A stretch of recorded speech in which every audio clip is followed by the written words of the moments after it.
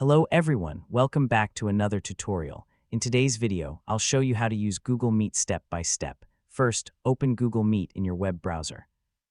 On the home page, click the New Meeting button. If you want to create a meeting link to use later, select Create a Meeting for Later. You can copy and share this link with anyone. To start a meeting immediately, click New Meeting again and choose Start an Instant Meeting. Allow access to your camera and microphone if prompted.